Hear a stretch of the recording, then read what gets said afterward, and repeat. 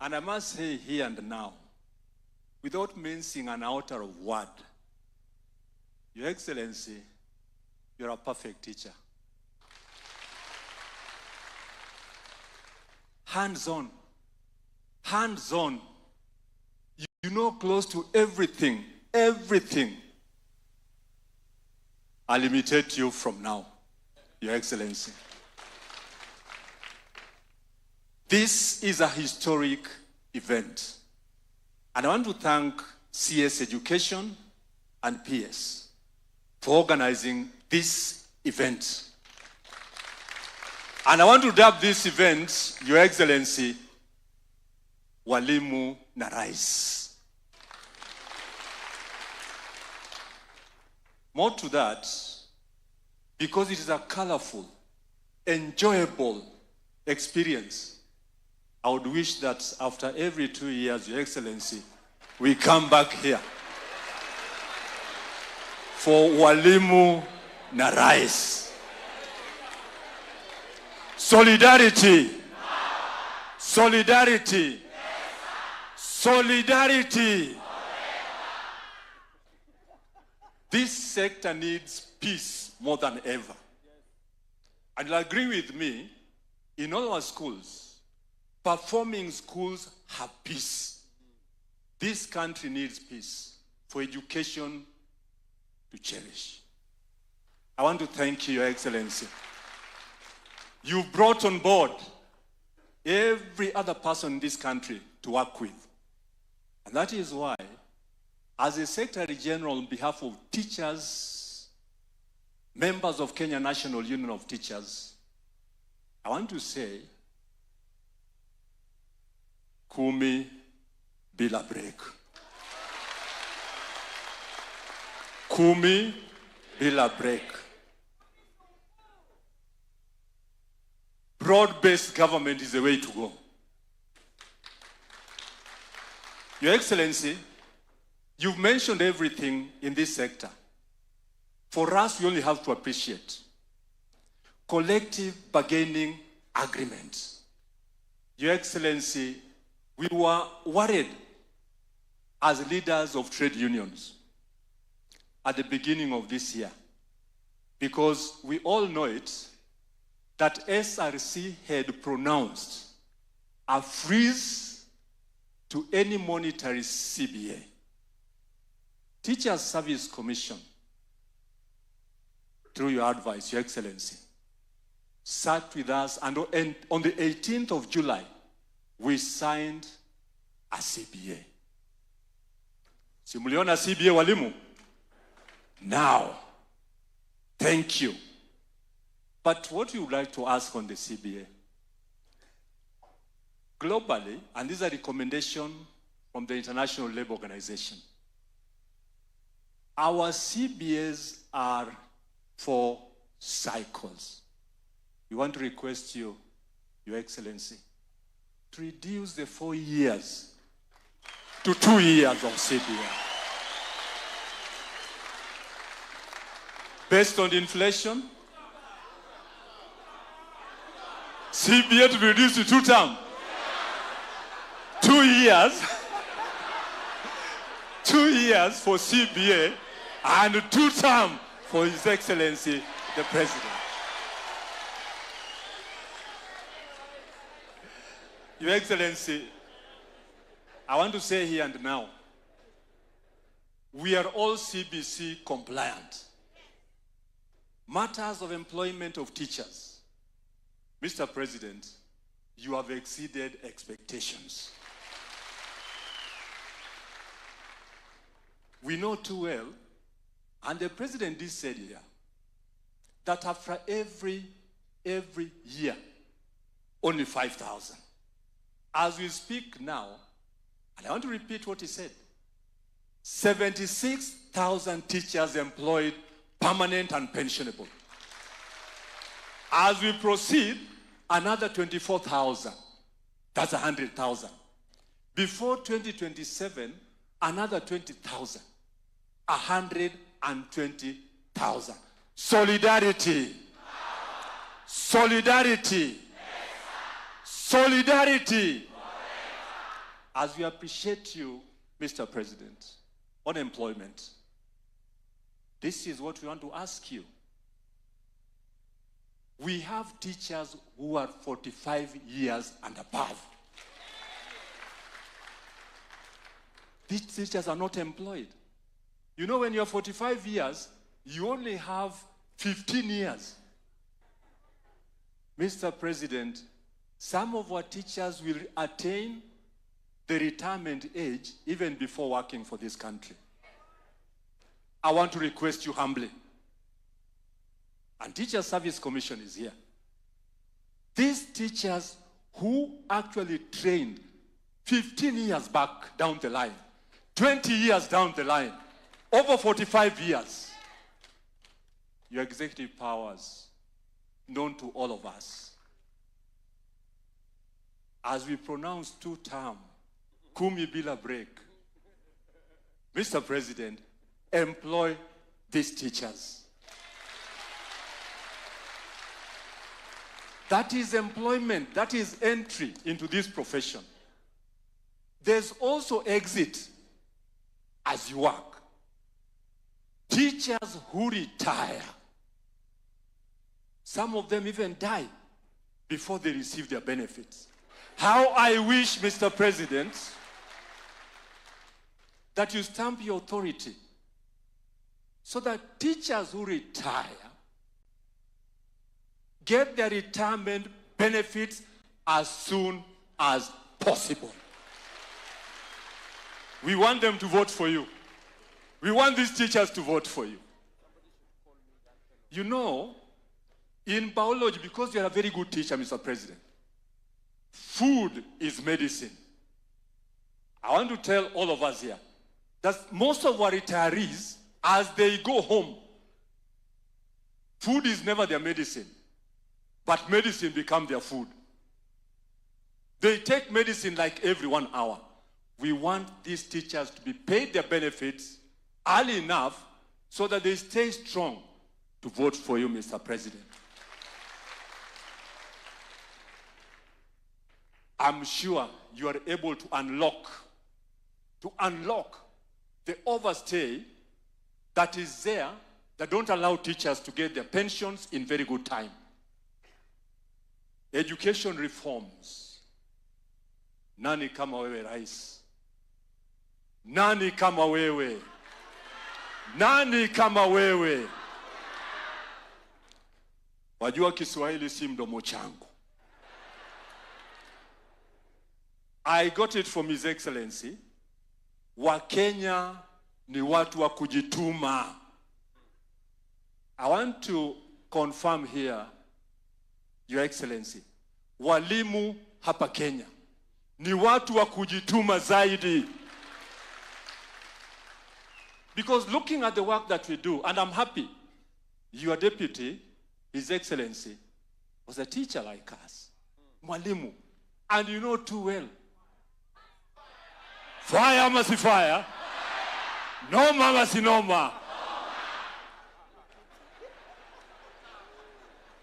Now, there's no single government that can pay a teacher a salary commensurate to the work that a teacher does.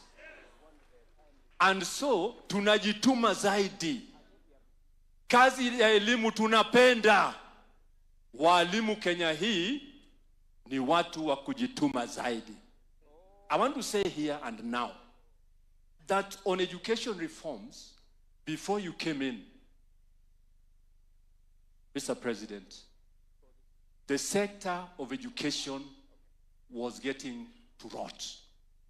The Presidential Working Party on Education Reforms has brought us far and wide.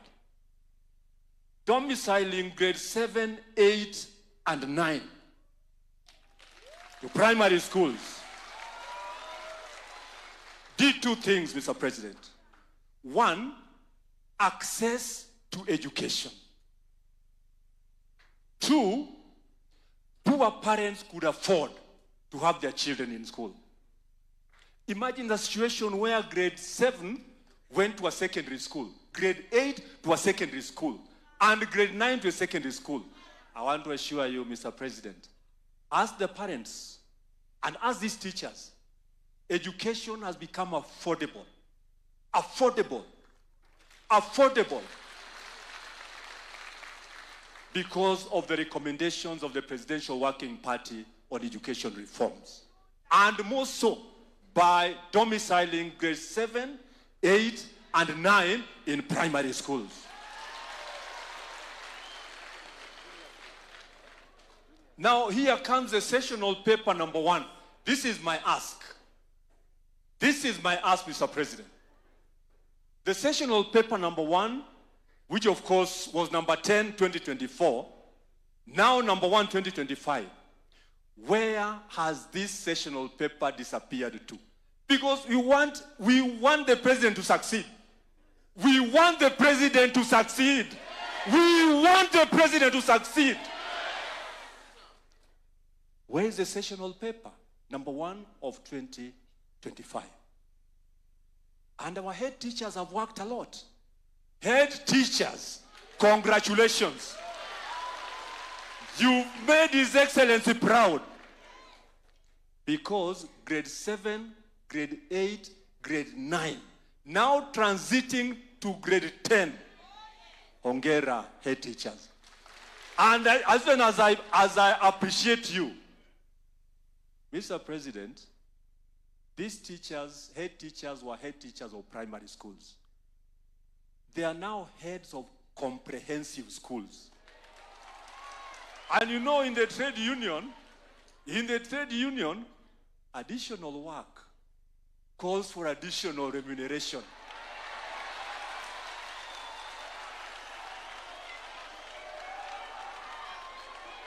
These heads are even capped in D1, and they'll never go beyond D1. My ask on behalf of these heads, just a pronouncement, Mr. President. Just a pronouncement. Just a pronouncement. Just a pronouncement.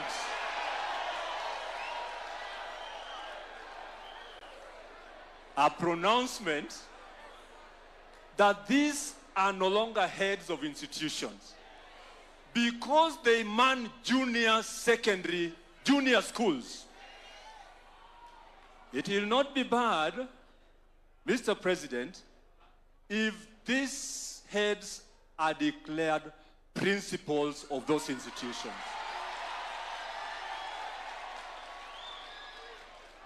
Because I'll tell you, and Teacher Service Commission has data. Most of our heads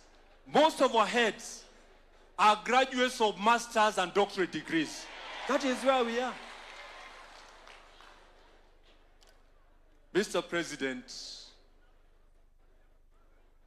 delocalization was repealed courtesy of your leadership. Families suffered. Families suffered. There was no peace in most of the families where there was delocalization. And I want to say here without blinking that even conjugal rights became conjugal privileges in most families.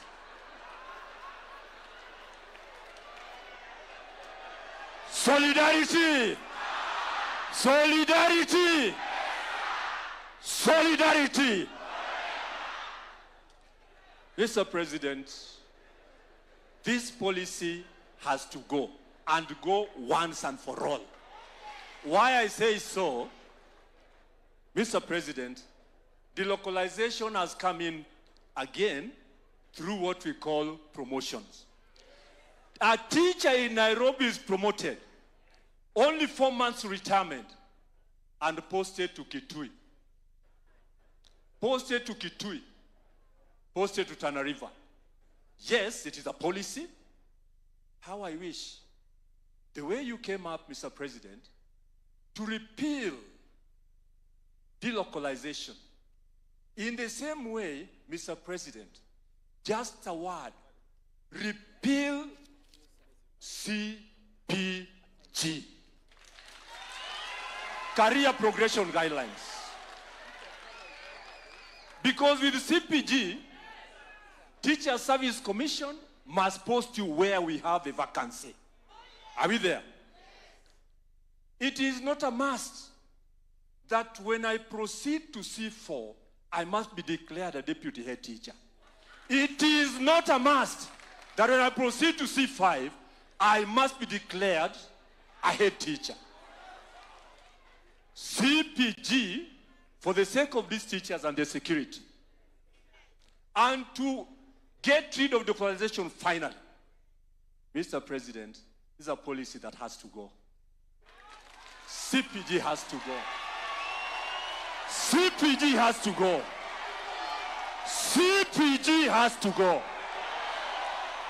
CPG has to go.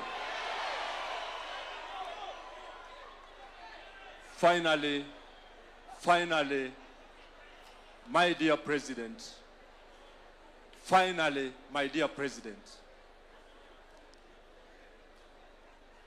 hello? Order. Order. Order. Mr. President, we have our colleagues in hard-to-staff areas. When a teacher volunteers to work in a hard-to-staff area, I think issues of policy should not be kept to stop the teacher from getting promotions. And even be confirmed substantively to be a principal, a head teacher, or even a deputy head teacher where one works under hardship. Will as many of the opinion say aye? Mr. President, the ayes have it. Thank you so much, and may God bless you. Asanteni sana.